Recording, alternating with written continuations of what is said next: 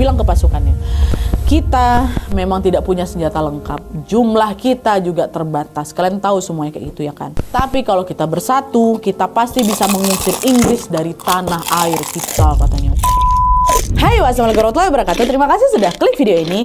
Kalau kalian dengar kata Presiden Amerika Serikat, wah pasti kalian langsung kebayang figur-figur terkenal ya kan, macam Barack Obama, Abraham Lincoln, atau mungkin ya pastinya Donald Trump. Nah tapi kalian tahu nggak wah siapa bapak pendiri Amerika Serikat sekaligus juga presiden pertama di sana? Betul sekali, orang yang wajahnya ada di uang kertas $1 Amerika dan namanya diabadikan menjadi nama ibu kota Amerika Serikat, yaitu George Washington.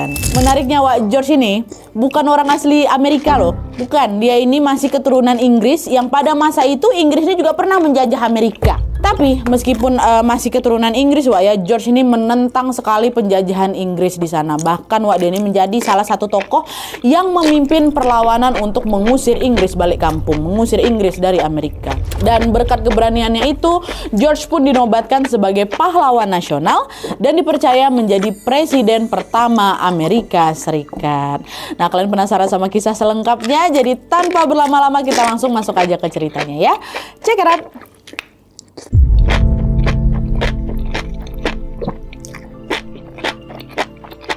Oke Wak, jadi George Washington ini lahir di Pops Creek, Westmoreland, koloni Virginia di tanggal 22 Februari 1732 Wak. Dia lahir pada masa penjajahan Inggris, di mana pada masa itu Inggris ini sedang menguasai wilayah Amerika bagian utara dan juga sedang membentuk 13 koloni yang meliputi beberapa daerah seperti Virginia, Massachusetts, New Hampshire, Maryland, Connecticut, Rhode Island, dan seterusnya. Nah, George sama keluarganya ini berasal dari atau tinggal di koloni Virginia ya. Ayahnya George ini adalah seorang hakim terpandang Wak, bernama Augustine Washington, dan ibunya bernama Mary Bell. Nah, George memiliki 5 saudara kandung dan 4 saudara tiri dari pernikahan pertama bapak dia. Dan di antara saudara-saudaranya ini ada 9 saudaranya itu ya, George ini paling dekat sama kakak tirinya, namanya Lawrence. Nah, keluarganya George ini Wak bukan keturunan asli Amerika. Kakek buyutnya George adalah warga Inggris yang dulunya ikut imigrasi ke Amerika bagian utara ini pada tahun 1657 dan bermukimlah di koloni Virginia. Selama di Virginia itu, kakek buyutnya George ini mengelola perkebunan tembakau yang luas sekali dan di sana juga mereka mempekerjakan ratusan budak. Gak heran juga kalau selama bertahun-tahun di sana, kakek buyutnya George ini berhasil mengumpulkan banyak sekali uang dan menjadi salah satu orang kaya raya dan juga terpandang di koloni Virginia itu. Sesuatu yang gak bisa dia capai selama dia di Inggris, tapi di Amerika dia bisa jadi orang kaya. Dan kekayaan turun-temurun itu sampai juga ke keluarganya George Wak, di mana orang tuanya George ini mewarisi lahan perkebunan seluas ratusan hektar yang dikelola sama ratusan budak tadi. Dan keluarga George pun menjadi salah satu keluarga terkaya di Virginia juga. Ikutan jadi keluarga terkaya karena diwariskan hal itu. Saat George berusia 3 tahun Wak, George sama keluarganya ini pindah dari Pops Creek tadi ke Little Hunting Creek untuk bisa memperluas lahan perkebunan mereka. Selang 3 tahun kemudian mereka pindah lagi ke daerah yang namanya Very Farm, Fredericksburg. Mereka pindah ke situ. Dan di sanalah George menghabiskan masa kecilnya. Gak lama setelah pindah Wak, di tanggal 12 April 1743, Augustine, bapaknya George, meninggal dunia karena sakit misterius katanya. George pun mewarisi lahan perkebunan yang ada di Very Farm tadi. Sementara lahan di Little Hunting Creek yang pertama tadi loh diwariskan ke Lawrence, kakak tirinya George, yang kemudian tempat itu diganti nama menjadi Mount Vernon ya. Terus beberapa tahun setelah bapaknya meninggal Wak, George yang kala itu sudah berusia 17 tahun bekerja jadi surveyor atau petugas pemetaan tanah di Culpeper, Virginia. Kerjaan George itu waktu itu yaitu ngesurvei tanah ke hutan belantara Virginia. Dia ngukur dan meneliti tanah-tanah kosong sebelum dijadikan lahan bangunan atau perkebunan. Pokoknya kayak gitu-gitu terus lah tugasnya tiap hari surveyor. Dan selama kurang lebih 3 tahun bekerja, George ini berhasil mengumpulkan banyak sekali uang. Dia pun akhirnya pakailah uang itu untuk membeli tanah sendiri di daerah Shenandoah seluas 937 hektar. Makin kaya lagi dari situ ya kan. Lalu di tahun 1752 Wak, George berhenti kerja karena dia mau ngerawat Lawrence, kakak tirinya tadi yang terkena penyakit TBC. Tapi sayangnya nggak lama kondisinya Lawrence ini makin drop dan pada tanggal 26 Juli 1752 Lawrence, kakak tirinya ini pun meninggal dunia. George lah yang dipilih untuk mewarisi lahan perkebunan yang sebelumnya dikelola sama Lawrence di mana tadi? Di Mount Vernon. Jadi milik George Wak. Nah, sejak saat itu George kembali fokus lagi menguruskan perkebunannya yang makin luas lagi itu. Tiap hari dia bolak-balik Mount Vernon, Ferry Farm, dan Sendoah tadi untuk bisa mengecek semua perkebunannya itu kan. Jadi tuan tanah dia, Wak. Hingga berbulan-bulan kemudian George mulai ngerasa bosen. Dia kangen lagi tuh sama kerjaan yang lebih menantang dan penuh petualang. Jadi macam waktu dia kerja jadi surveyor itu loh, Wak. Tapi dia nggak mau jadi surveyor lagi waktu itu. Nah disitulah George mikir, apa aku daftar tentara aja mungkin ya, kayaknya seru kali nih untuk aku bisa latihan perang. Akhirnya pada bulan Desember 1752 waktu dia umur 20 tahun, George pun izin ke ibunya untuk mendaftar ke pangkalan militer kolonial Inggris yang ada di Virginia, karena memang waktu itu semua militer di bawah wewenang Inggris, Wak. Pergilah dia daftar ke sana. Nah awal masuk militer Inggris, Wak, George ini nggak punya pengalaman dan juga basic militer sama sekali, nggak ada. Tapi karena George ini gigih kali berlatih dan dia juga cepat tanggap orangnya, dalam waktu beberapa bulan saja George ini bisa beradaptasi dengan lingkungan militer. Bahkan, Wak, George ini pernah ditunjuk menjadi ajudan wakil gubernur Virginia loh. Terus naik pangkat dia naik pangkat jadi mayor, jadi letnan kolonel, sampai dia berhasil menjadi komandan perang. George pernah ikut serta dalam perang Inggris-Prancis waktu tahun 1758 kan, untuk bisa memperebut benteng Fort Duquesne di lembah Ohio. Jadi wilayah di Amerika Utara yang saat itu jadi rebutan Inggris sama Prancis, Wak. Dia perang itu. Perang itu berhasil dimenangkan sama pihak Inggris, which is pihaknya siapa ini? Pihaknya si George, kan si Amerika lagi dijajah sama Inggris ya kan. Cuman sayangnya setelah perang itu berakhir, Wak, Inggris nih nggak pernah ngasih penghargaan apapun untuk George. Padahal tentara lain yang ikut perang waktu itu dikasih penghargaan semua loh, Wak. George enggak. Disitulah George kecil hati. Dia ngerasa jasanya nggak dihargai dan akhirnya dia resign lah dari militer. Balik lagi dia jadi petani sekaligus juga tuan tanah di kampungnya. Dan nggak lama George juga mulai tertarik juga nih, Wak, untuk terjun ke dunia politik. Nah tanpa disangka keputusan masuk politik inilah yang akhirnya mengantarkan si George ini menjadi salah satu orang paling berjasa dalam sejarah terbentuknya Amerika Serikat. Kita masuk ke dunia politiknya si George.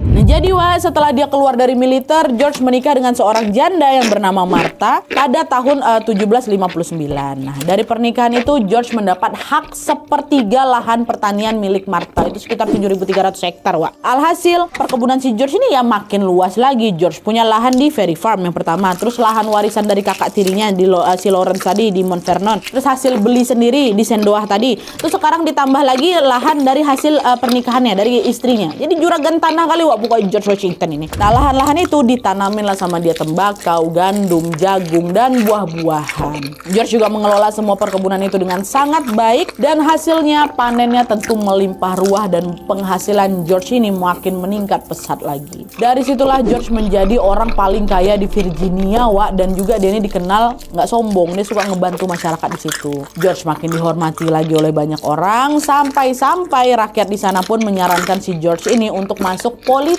Biar apa? Biar bisa ngebantu masyarakat lebih luas lagi. Nah di saat yang sama George ini memang udah mulai tertarik, Wak, sama dunia politik. Akhirnya dia daftarkanlah dirinya ke House of Burgesses Virginia. Ini macam DPR-nya Virginia waktu itu lah kan, Wak, ya. Dan dia terpilih mewakili Frederick County atau daerah tempat tinggal dia sendiri. Nah selama menjadi anggota House of Burgesses ini, Wak, George pun menjadi tahu permasalahan-permasalahan yang dialami sama rakyat Amerika. George ngelihat rakyat Amerika ini banyak sekali yang tertekan. Karena apa? Karena kebijakan baru dari penjajahnya dari Inggris, terutama kebijakan soal pajak. Kebijakan itu dibuat di tahun 1760-an. Saat itu si Inggris ini mau mengembalikan ekonominya yang sempat hancur setelah perang sama Prancis kemarin itu loh, selama 7 tahun kemarin itu. Makanya si Inggris ini naikin pajak di berbagai wilayah koloninya. Awalnya Inggris itu memang bilang kayak gini, kalau kalian taat bayar pajak, kami akan bangun infrastruktur yang makin bagus lagi di tempat kalian, kata kayak gitu. Dengar itu ya rakyat Amerika setuju-setuju aja lah kan, Wak, ya. Selama beberapa tahun tuh, Wak, rakyat pun rutin lah itu bayar pajak, dan pendapatan Inggris pun juga makin naik pesat. Nah karena dirasa menguntungkan kali, Inggris pun naikin pajak perkebunan lagi, Wak, sampai 10%, puluhan persen bahkan. Inggris ini juga ngumumin siapapun yang mau beli teh dari Inggris harus bayar pajak 25%. Nih FYI Wak, masyarakat Amerika di masa itu nih, buat kalian yang belum tahu, itu suka kali minum teh. Bahkan di sana ada budaya minum teh sejak dini. Nah, itu ada. Jadi bisa dibilang komoditas teh itu paling disukai kali sama mereka di situ. Dan komoditas ini cuman boleh dibeli dari Inggris saja. Teh-teh itu cuman boleh dibeli dari Inggris. Tempat lain nggak boleh. Jadi kalau misalnya pajak pembelian teh dinaikkan sampai 25%, ya rakyat nggak terima lah semua. Pajak perkebunan aja udah memberatkan kan, apalagi ditambah lagi pajak komoditas teh yang mereka akan minum setiap hari, kan nggak masuk akal jadinya. Nah akhirnya rakyat pun protes besar-besaran di situ lah. Teh mau dinaikin juga. Tapi sayangnya Inggris nggak ngerespon atau nggak nanggepin protes mereka, Wak. Sampailah itu terjadi satu peristiwa besar yang dikenal dengan nama Boston Tea Party. Ini aku udah pernah nih bahas peristiwa ini, Wak. Lengkap di video yang ini, kalian bisa tonton habis video ini ya, Wak ya. Cuman intinya nih, pada tanggal 16 Desember 1773 rakyat Amerika menyerbu kapal Inggris yang ngangkut 342 peti teh itu kan. Terus dibuangnya peti-peti itu ke laut. Saking mereka protes ya, sampai bikin Inggris pun mengalami kerugian jutaan dolar. Ya lah, dibuang ke laut semua Inggris tuh kok gak terima sih Inggris. Akhirnya mereka pun balas dendam dengan menangkap para provokator yang mereka anggap provokator. Mereka juga gak segan-segan melakukan kekerasan ke rakyat biasa. Waktu itu mau diserang balik lah sama si Inggris ya kan. Tapi rakyat gak takut di sini, Wak. Mereka malah makin terpantik lagi untuk melawan si penjajah ini, untuk melawan si Inggris. Akhirnya mereka sepakat untuk mengadakan Kongres Kontinental di Philadelphia. Nah kongres ini dihadiri oleh para pejabat dari berbagai koloni, dari 13 koloni itu, termasuk si George. Nah sama seperti rakyat Amerika, George ini juga nggak suka kali ngeliat kelakuan Inggris yang sewenang-wenang ya kan. Walaupun dia sendiri tuh masih keturunan Inggris, lo kan kakek orang Inggris. George bilang, Inggris ini udah kelewatan kali. Semua kebijakan mereka tuh cuma bisa ngerugiin rakyat aja. Bahkan sekarang mereka berani pakai kekerasan loh sama kita. Kita harus lawan. Kita harus lawan mereka semua. Gitu. Pejabat yang lainnya orang betul-betul tuh Pak, betul tuh Pak. Kita harus usir mereka dari tanah kita nih Pak. Iya weh, setuju. George bilang lagi, kalau gitu kita harus ngebentuk angkatan bersenjata secepat mungkin. Cuma dengan cara itulah kita bisa nyerang Inggris katanya. Oh siap Pak, siap. Nah salah satu pejabat di sana nambahin lagi, Pak saya usul Pak, gimana kalau George aja yang jadi panglima perangnya? Dia kan pernah gabung militer Inggris Pak. Saya yakin Pak George pasti bisa diandalkan. Nah peserta kongres yang lain pun juga setuju tuh waktu George dicalonkan. Karena memang cuman George ini satu-satunya yang pernah mimpin perang waktu itu. Jadi akhirnya di tanggal 19 Juni 1775 George pun resmi diangkat menjadi panglima tertinggi untuk memimpin perang melawan Inggris. George pun akhirnya ngebentuklah pasukan khusus yang terdiri atas sukarelawan ya kan, dan juga tentara-tentara biasa dengan persenjataan yang juga seadanya, Wak. George bilang ke pasukannya, kita memang tidak punya senjata lengkap. Jumlah kita juga terbatas. Kalian tahu semuanya kayak gitu ya kan. Tapi kalau kita bersatu, kita pasti bisa mengusir Inggris dari tanah air kita katanya. Wah, ucapan itu langsung membakar semangat pasukannya. Akhirnya pada pertengahan tahun 1775, Wak, George dan pasukannya pun langsung menyerang pos-pos militer Inggris. Dan serangan itu menandai dimulainya perang besar antara Amerika dan juga Inggris yang dikenal sebagai apa? Perang Revolusi Amerika. Pintar yang bisa ngejawab. Masuk.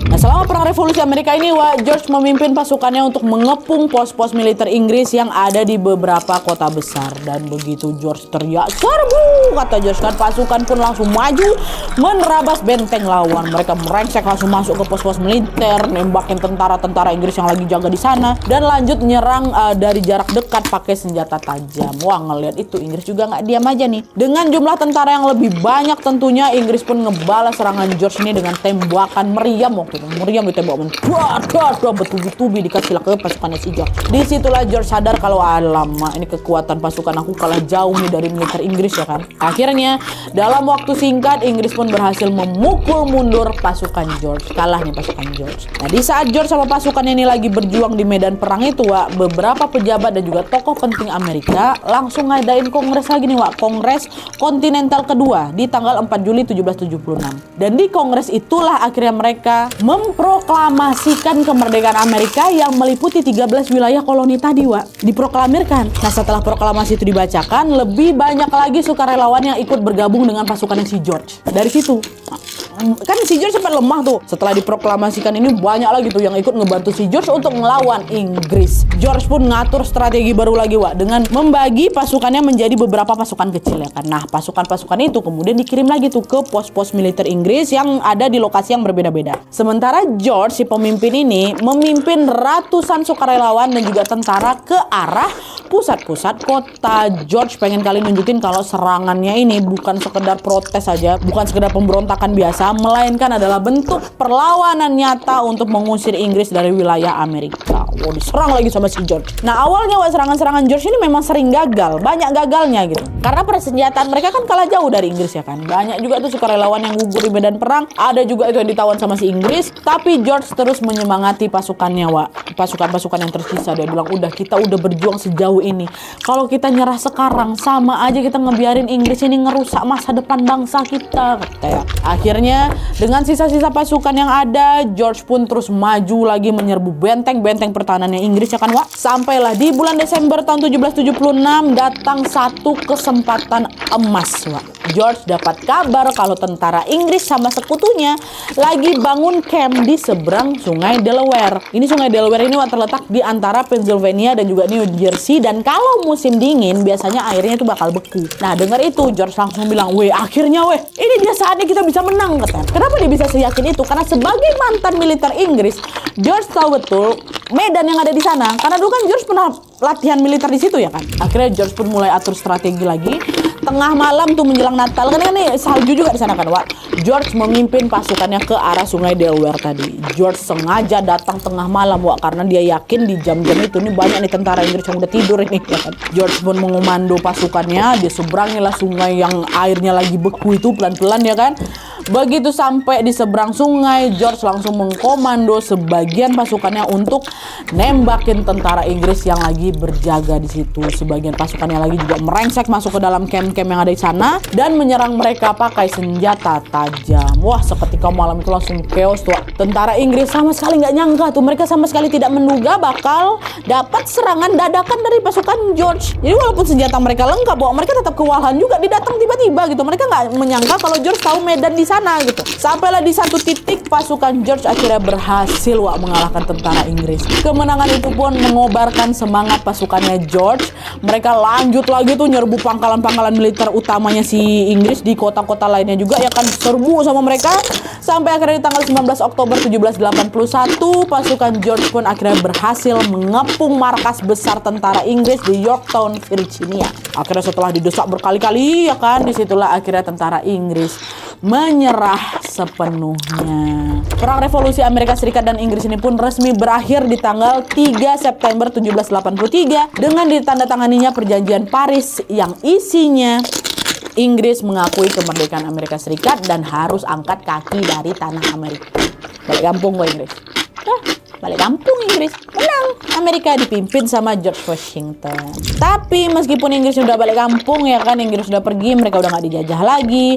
Amerika yang baru saja merdeka pastinya butuh pemerintahan pusat ya kan. Apalagi waktu itu Amerika ini masih juga terpecah-pecah jadi 13 wilayah koloni tadi dan belum punya satu pemimpin pusat nih. Alhasil pejabat-pejabat tinggi di sana termasuk George dari yang 13 pejabat-pejabat di situ ngadainlah kongres lagi untuk menetapkan dasar-dasar negara sekaligus juga memilih pemimpin pertama Amerika Serikat. Dan di sanalah, Wak, peran baru George Washington pun dimulai.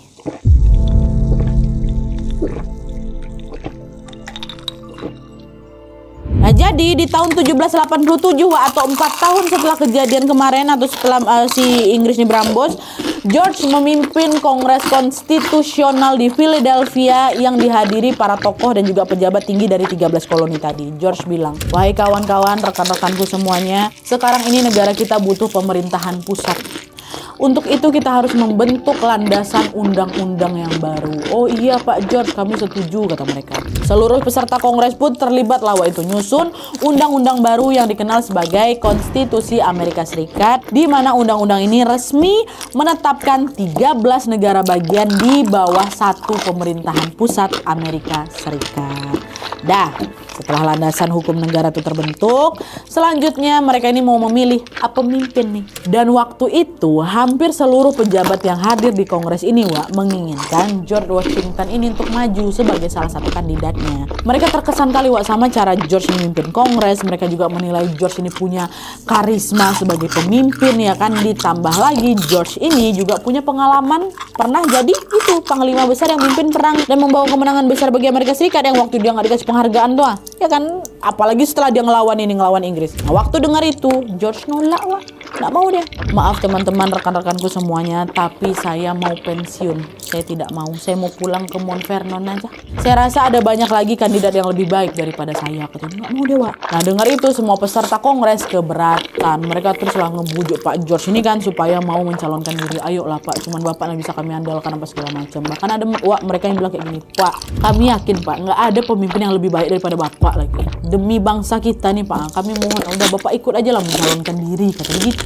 Akhirnya setelah dipujuk dan diyakinkan berkali-kali ditambah lagi juga mayoritas rakyat Amerika ini juga mendukung penuh kalau George ini jadi pemimpin. Pada tanggal 7 Januari 1789 George pun mau majulah dia ke pemilihan presiden pertama Amerika Serikat bersama dengan kandidat lain. Ada kandidat lain juga dia nggak satu-satunya. Nah waktu itu pemilihan dilakukan dengan cara electoral college. Jadi Dewan Perwakilan dari tiap negara ini, negara-negara bagian ini akan memilih presiden berdasarkan hasil suara rakyat di wilayahnya. Dan hasilnya George mendapatkan suara paling banyak.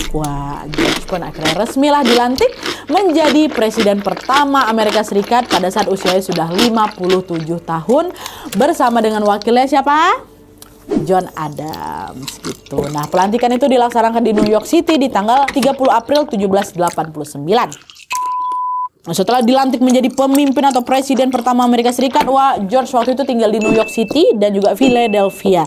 Karena waktu itu ibu kota Washington DC belum terbentuk, ya. George juga ditawarin tuh gaji $25.000, satu bulan. Tahun ini nih, gaji $25.000 di tahun 17-an itu macam 80 miliar di tahun sekarang. Mau sih George? Nggak usah. Harta saya udah banyak. Saya tuan tanah di Virginia, katanya. Gaji itu bisa kalian kasih ke orang lain yang lebih membutuhkan, kata si George. Waduh Pak, nggak bisa kayak gitu Pak Presiden. Kalau Bapak nolak gaji ini, takutnya Pak nanti orang-orang mikirnya cuma orang kaya aja Pak yang boleh jadi presiden, kata si orang itu kan. Jadi ya udahlah, mau nggak mau George pun ya diterimalah itu $25.000. Dah. George pun beserta jajaran pejabat yang lainnya mulai menata sistem pemerintahan pusat. Waktu itu George usul agar Amerika Serikat ini menjadi negara republik aja yang dipimpin sama seorang presiden. George nggak mau Amerika Serikat ini menjadi negara monarki yang dipimpin sama siapa? Raja dengan kekuasaan absolut. Dia nggak mau. George ini mau dia jadi presiden yang sederhana dan merakyat, bukan menjadi raja yang otoriter. Dan selain itu George ini juga sadar kalau setiap tindakannya sebagai pemimpin kemungkinan besar akan menentukan bagaimana kepemimpinan Amerika Serikat di masa yang akan datang, kan. Jadi George pun berusaha lah itu untuk menjadi pemimpin yang adil, berhati-hati dan juga berintegritas supaya bisa menjadi teladan yang baik untuk presiden-presiden Amerika selanjutnya. Dan semua usahanya itu betul-betul George terapkan, betul-betul. Jadi selama menjabat sebagai presiden pertama ini ada banyak sekali pencapaian yang sudah dilakukan sama George untuk negaranya ini. Ini beberapa pencapaiannya itu ya. Ini aku sebutkan beberapanya aja ya. Di antaranya adalah pertama, George membentuk kabinetnya sendiri dengan menempatkan tokoh-tokoh hebat di dalamnya. Dua di antaranya adalah tokoh founding father Amerika Serikat, yaitu Alexander Hamilton yang dijadikan sebagai Menteri Keuangan. Terus yang kedua adalah Thomas Jefferson yang menjadi Menteri Luar Negeri. Itu yang pertama, ditaruh tokoh-tokoh hebat, ya kan. Yang kedua, George mendukung pembentukan Bank Nasional pertama di Amerika Serikat, yaitu First Bank of the United States. Langkah ini dianggap sangat-sangat brilian karena mampu menaikkan nama Amerika Serikat di mata dunia, di mana Amerika Serikat ini dianggap punya sistem ekonomi yang kuat, bangunnya bank dulu. Terus yang ketiga, George ini juga menjalin hubungan baik dengan negara lain dan tidak mau terlibat dalam konflik negara manapun. Bahkan George juga memilih untuk menghindari perang sama Inggris, negara yang pernah ngejajah Amerika tuh. Dengan cara apa? Dengan cara menandatangani perjanjian Jay pada tahun 1795 yang isinya kedua negara Amerika Inggris wajib menyelesaikan segala sengketa dengan damai. Itu ditandatanganinya. Cuman langkah ini memang sempat diprotes sama rakyat Amerika tuh, gara-gara dianggap kok ngapain berdamai sama penjajah ya kan. Cuman meskipun begitu, George tetap teguh sama kebijakannya demi bisa apa? Menjaga stabilitas negaranya. Terus yang keempat, George Washington juga mengesahkan Undang-Undang Copyright Act of 1790 yang mengatur hak cipta bagi para penulis. Jadi di masa itu karya tulis itu untuk pertama kalinya mendapatkan perlindungan hukum. Dan para penulis ini berhak memperoleh penghasilan dari karya yang mereka buat. Dan inilah yang menjadi salah satu landasan awal sistem hak cipta modern di Amerika. Tuh George udah bikin duluan. Terus yang kelima, George ini juga membuat kebijakan whiskey tax atau pajak untuk minuman keras sulingan pada tahun 1791. Nah, langkah ini diambil untuk memulihkan perekonomian Amerika pasca perang revolusi. Tapi sayangnya kebijakannya juga sempat ditentang sama warga, para petani keberatan tuh. Sempat juga terjadi pemberontakan besar-besaran di Pennsylvania Barat katanya. Sampai-sampai George-nya harus langsung turun tangan loh, mimpin 13.000 pasukan demi bisa menumpas pemberontakan itu. Untungnya George berhasil menangkap dalang dari pemberontakan itu dan mengembalikan lagi stabilitas negara. Dan masih banyak lagi pencapaian George lainnya. Dan George pun mengakhiri masa kepemimpinannya setelah 2 periode menjabat, yaitu di tahun 1789 sampai 1797. Setelah lengser dari periode kedua, George sempat diminta lagi untuk maju lagi lah Pak ke periode ketiga gitu. Tapi George nggak mau. George bilang kepemimpinan yang ideal itu cukup 2 periode aja. Udah waktunya orang lain yang memimpin Amerika katanya. Jadi George pun pensiun dari jabatan presidennya di usianya yang ke-65 tahun dan memilih balik kampung untuk hidup sebagai rakyat biasa.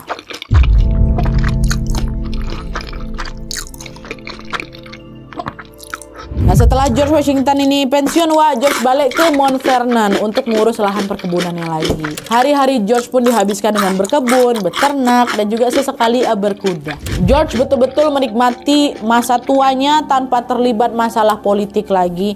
Dia memilih hidup tenang sebagai tuan tanah dan juga petani biasa. Hingga suatu hari di tanggal 13 Desember 1799, George terkena flu gegara dia kehujanan waktu lagi meriksa kebun. Tapi ternyata sampai keesokan harinya flu itu nggak sembuh-sembuh, yang ada malah makin parah sampai menginfeksi ke tenggorokannya. Udah diperiksa sama dokter, udah kemana-mana, tapi belum juga membaik. Hingga malam harinya betul di tanggal 14 Desember 1799, George tiba-tiba demam tinggi.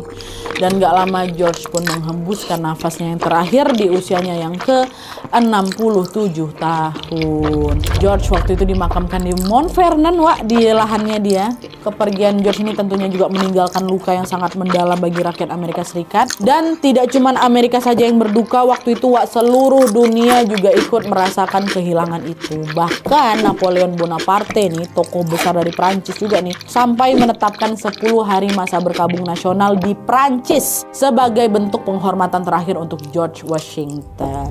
Selama hidupnya, George itu nggak cuma dikenal sebagai presiden pertama Amerika Serikat yang bijaksana saja, tapi dia ini juga sangat disegani sebagai bapak pendiri Amerika Serikat. Dan untuk mengenang jasanya, pada tahun 1960, pemerintah Amerika Serikat pun menetapkan area Mount Vernon tadi, tempat tinggalnya George, sebagai situs bersejarah. Gak cuma itu aja, nama George Washington pun dijadikan nama ibu kota Amerika Serikat, yang diambil Washingtonnya. Ibu kotanya Washington DC, Distrik Columbia. Nah, di sana juga dibangun Monumen Washington, sebagai bentuk itu tadi penghormatan untuk George. Bahkan wajahnya George ini juga sampai dipahat di Gunung Rushmore, South Dakota.